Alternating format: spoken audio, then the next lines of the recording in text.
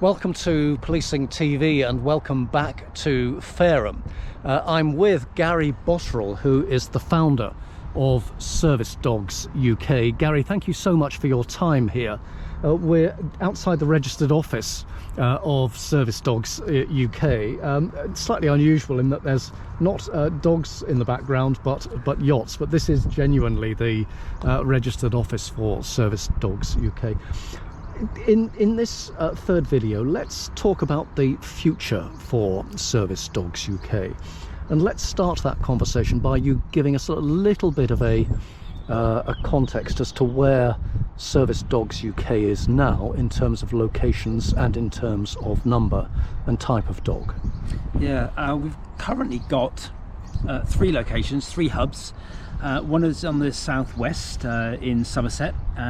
We've got our hub here, which is in the south coast, and we train mainly out of sort of West Sussex area, but we can help veterans from Hampshire, Surrey and Sussex, and we've just started our 3rd hub in Essex, which services Essex and the surrounding counties, as well as North East London.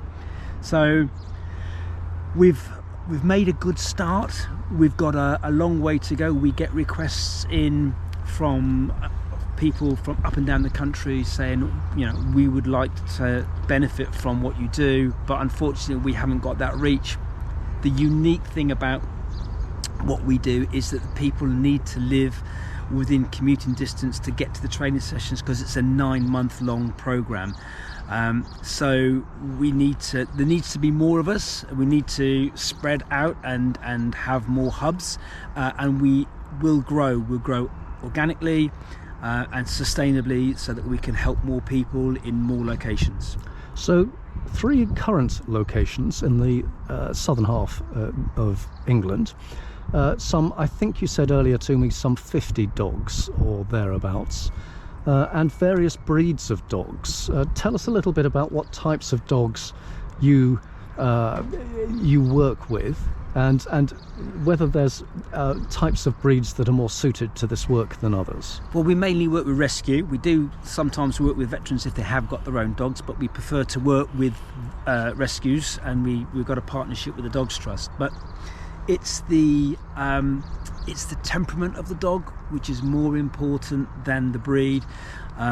So we look for dogs that want to help their veteran, that are empathetic, and that really want to spend time with human beings. And sometimes these dogs are readily available because the Dogs Trust, they've got a lot of dogs that have separation anxiety, and that's the reason why they're returned to the Dogs Trust. Well, these dogs are ideal for us.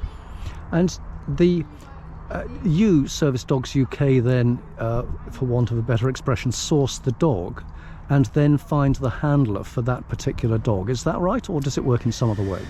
Yeah, so we will look for dogs that are suitable. We'll look at our waiting list of veterans and how many are coming onto the programme, and then we'll source suitable dogs for them to come along to the training environment, and we match them up with the veterans to make sure that they are suitable and they're a good match, and that the family and the environment and the energy levels and everything else is right. So you're using the term veteran rather than handler, and part of the reason for your using the term veteran, I believe, is that you're not just working with police, you're working with the services, the armed services and the wider emergency services, and so veteran is the name, the generic term that you use for the dog's owner or handler. Yeah, absolutely. We use the term veteran for our blue light services as well.